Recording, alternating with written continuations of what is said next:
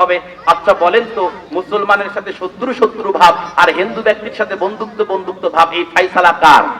কথা বলেন কার? দুইটা ফেরেশতা বললেন ওয়াল্লাহু আলাম, একমাত্র আল্লাহই জানেন, আমাদের কিছু করার নাই, চলো।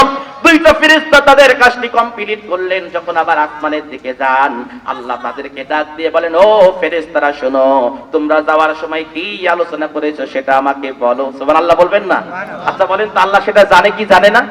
মুসলমান ব্যক্তির বাসায় যে ফেরেশতাকে পাঠাইছেন, ও বলতেছেন আল্লাহ মুসলমান ব্যক্তি 5 ওয়াক্ত সালাত পড়ে, অর্থ সম্পদ থেকে যাকাত দেয়, রমজান মাসে সিয়াম রাখে, ইসলামিক কাজ করে, তাফসীর মাহফিলে যায়, মাদ্রাসার জন্য দান করে, ও আর সে আজমের মালিক। মুসলমান ব্যক্তির জীবনের শেষ মুহূর্তে তার মনের একটা আশা ছিল, সে শুধুমাত্র জাইতুনের তেল খাবে, তার শয়তানের সাথে লাগানো ছিল, তুমি তারে খেতে দেন নাই। কেমন জানি মুসলমানের সাথে শত্রু শত্রু ভাব, আল্লাহ বুঝলাম না।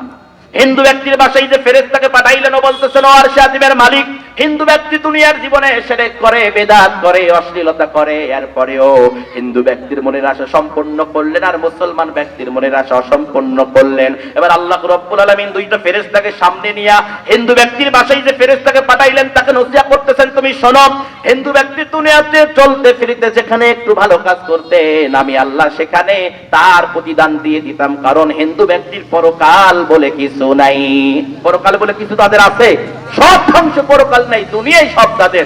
আল্লাহ বলতেছে আমি আল্লাহ দেখতেছিলাম তার জিন্দেগির ভিতরে একটা ভালো কাজ, এজন্য আমি আল্লাহ এটার জন্য তার মনের ভিতরে আমি আল্লাহ নিজেই সমুদ্রের মাঝখানে আশা ঢুকিয়ে দিলাম এবং তার মনের আশা সম্পূর্ণ করে তাকে দুনিয়া থেকে বিদায় দিলাম। ফেরেশতা শোনো, এই হিন্দু ব্যক্তি দুনিয়া থেকে মরতে দেরি হবে, আমি আল্লাহর জাহান্নামে যাতে দেরি হবে না। নাউজুবিল্লাহ বলবেন না?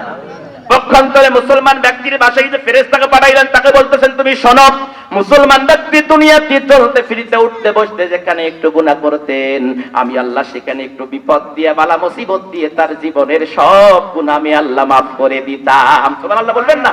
আল্লাহ নবী বলতেছেন মুসলমান ব্যক্তির হাতে যদি একটু মাছের কাঁটাও ঢুকে, এটার ওসিলায় আল্লাহ তার জীবনের গুনাহ মাফ করেন। সুবহানাল্লাহ বলেন।